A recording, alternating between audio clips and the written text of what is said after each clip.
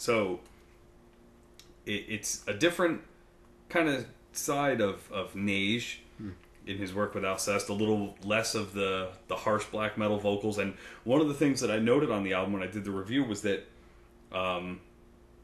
in Ikai de Lune, a lot of his vocals had a lot of effects on them, so there was a lot of echo and a lot of delay and everything. They kind of dialed back on this album with that. It's a lot more of just, just his voice. So whether he's doing the black metal screeching or the clean singing, it's just kind of clean. There's not a lot of effects on it. Yeah. One song that stood out above the rest was the first song, which was also the first single, Autres Temps. And that's just, I would say that as far as Alcest goes, that is a perfect song.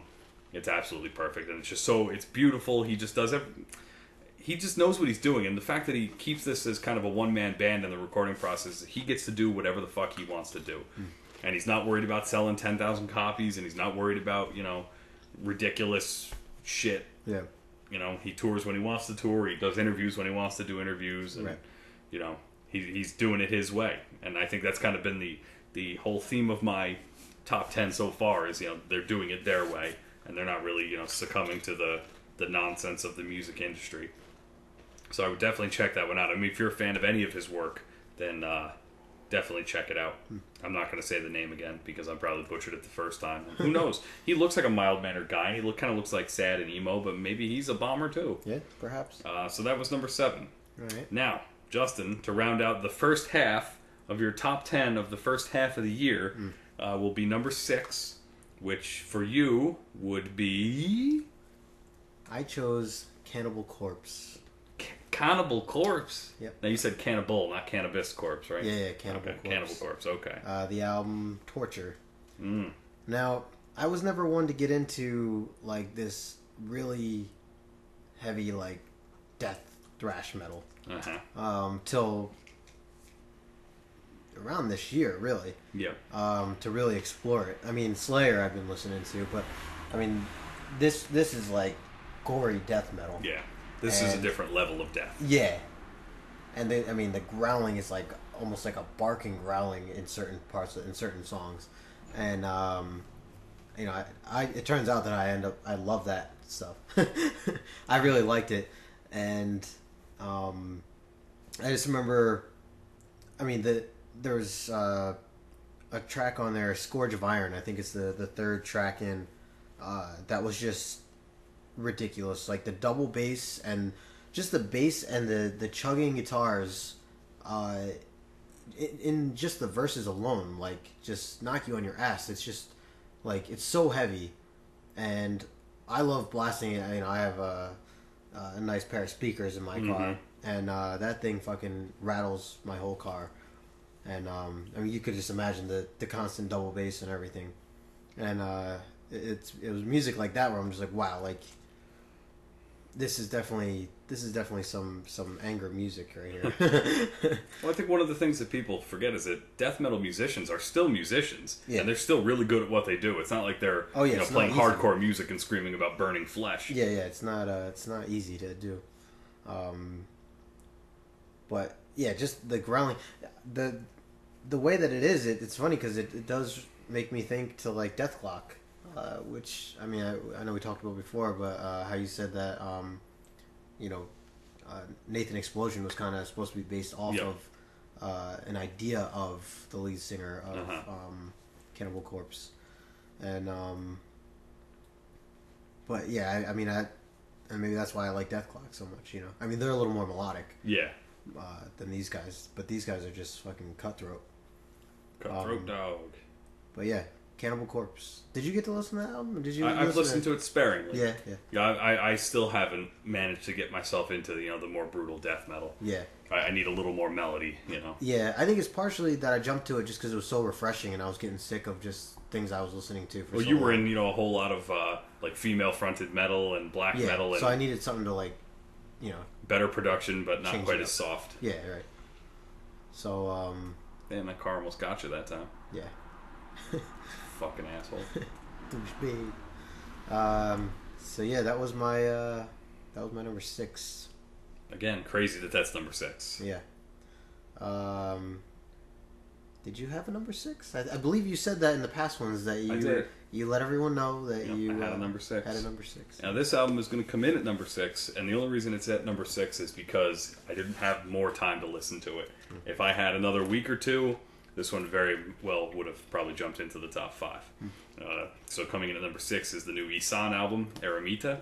Oh yeah. Which Very I have recent. been stuck on for 2 weeks now, and I can't stop listening to it. It gets ingrained in my head, and I'm trying to explain to my girlfriend, all about progressive black metal, and trying to make her understand why he is so good. And I'm gonna talk about this album by mentioning another review. A review on another site. I don't even remember what site it was. I was like, a review of another band? Like, A review on another site where the guy reviewed the album, and in the comment section below, people were leaving all these comments about how he was too long-winded, and they just want to know if it's good or if it sucks. Got thinking about my reviews, and obviously our reviews are on the longer side because we want to give you kind of a feel of what the album's about. Yeah. Anyone can say it's good or it sucks, but that's all opinion anyway. Right. Not to mention, the score is at the bottom. If you just want to see the score, look at the through. score. Yeah. But anyway, in all these comments, someone made a comment that, everyone only thinks Ihsahn is so good because he puts saxophone in the music, and how that's bullshit, that doesn't make it good. Yeah. No, putting the saxophone in it doesn't make it good. Having amazing music that somehow incorporates a saxophone and still sounds awesomely metal, that's what makes it good. And I will never get tired of listening to an Ihsahn song. On this particular album, Jorgen Munkby plays the saxophone, and he does things with a saxophone that people wish they could do on guitar. I mean, he's playing solos, he's doing harmonics, squealing, raging through the whole thing. And the whole time you have Ihsahn, who does a great black metal screech, but he also does great clean singing. And if you needed one song to sell you on this album, it's track 4, which is called The Eagle and the Snake. And it has this ridiculously catchy melody in it that I get stuck in my head, and I can't get it out no matter how hard I try. Not that I'm trying, because I really like it. But it is absolutely fucking unreal. So he's going to come in at number 6, and I'm sorry, Ihsahn, you would have been higher if I had a little more time to listen. Yeah, I'm sure he's listening to this. Yeah, it's very recent. Yeah, you might get a threatening email. Yeah, I mean, the review went up, a little over a week ago, Yeah. so I didn't have as much time as I wanted to spend with it. But it is what it is. So that's number 6. So there goes the first half. All right. We're into the top 5. Now, these are like, as far as we go, this is like the biggest honor we can give you, is to be in the top 5 of our list. Yeah. Because that means we listen to this shit a lot. Yeah. So, Justin, number 5 on your list is... I chose for my number 5, Freedom Call. Really? Yes. You fucking dick. Yep. Land of the Crimson Dawn. Fucking knew you were going to do that. Yep. God damn it.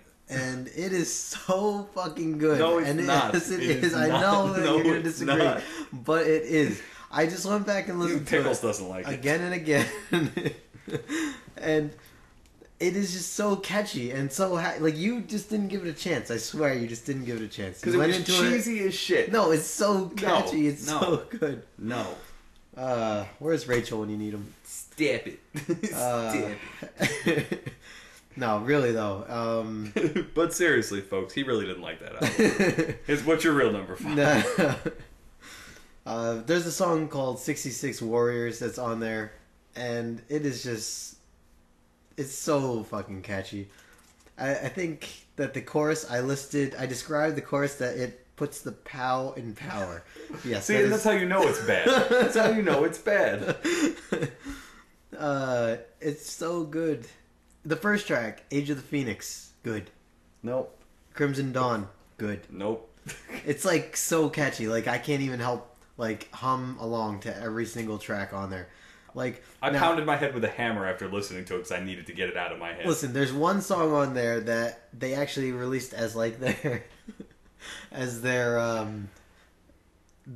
I guess radio hit, and it's called Hero on Radio. And that's what a lot of people heard first, so they thought they heard it and right away went, wow, this band's changed and they're terrible now.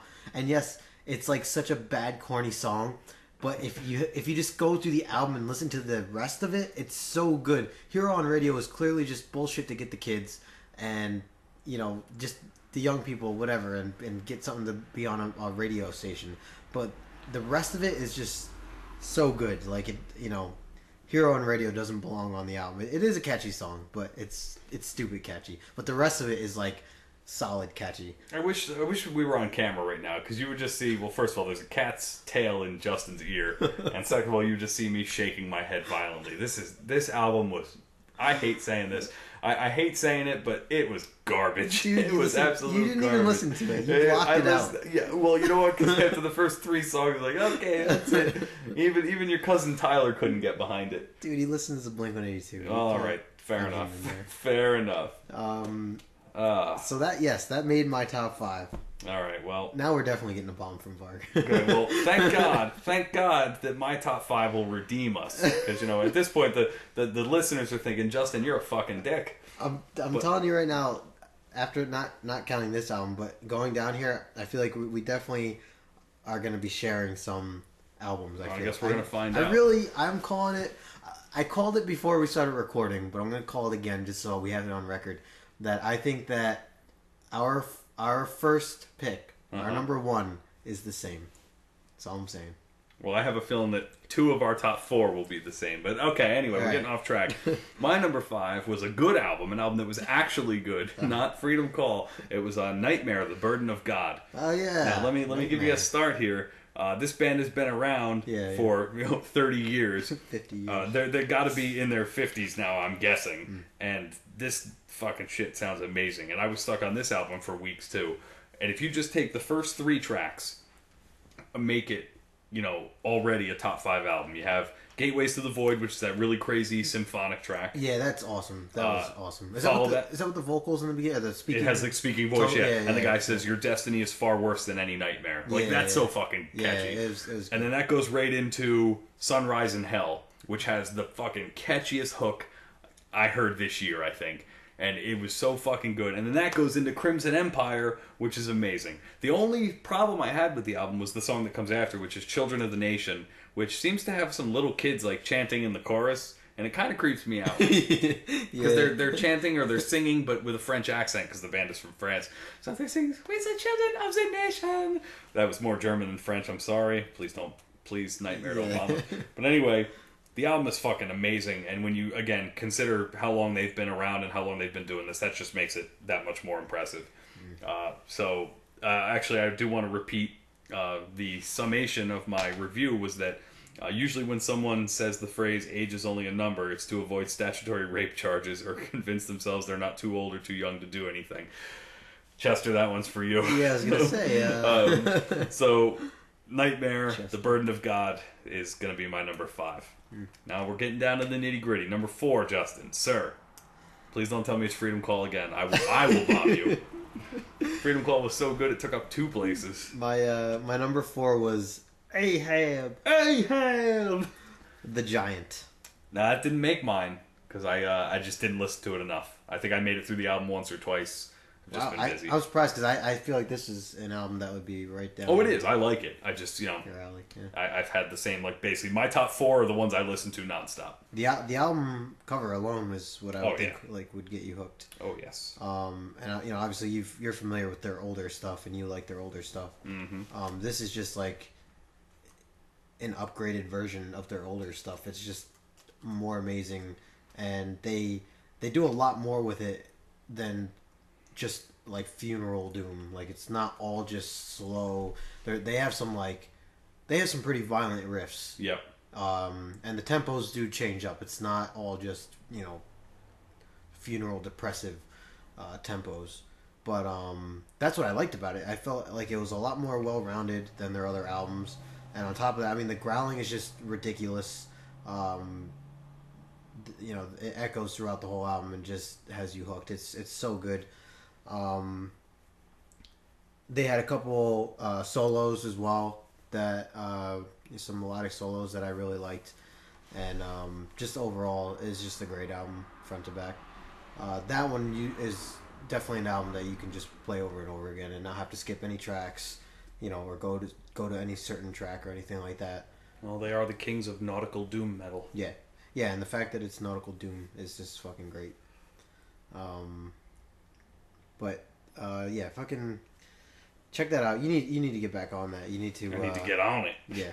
Well, I will. I'll get back on it. Yeah. Once I get a little lull, I can go back and pick that one out. Yeah. But, I mean, I liked what I heard, but just didn't give it a fair enough listen. I struggled to. I was trying to fit it in my top three. Really, is what I was Yeah. trying to do with that But album. the top three were that strong, you just couldn't. It was tough. The anticipation is killing me. Yeah, yeah. I seriously, I don't know his list at all. I'm hearing it as you hear it, and he's hearing mine as you hear it. So. Yeah.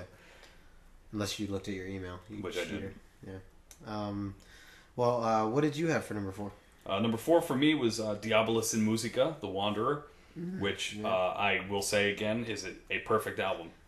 And, I know when I say it's a perfect album, it seems like, well, then doesn't that mean it should be number 1?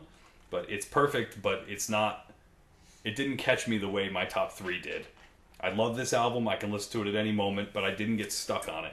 I was amazed. I was almost intimidated by it, to be honest, because it's so good.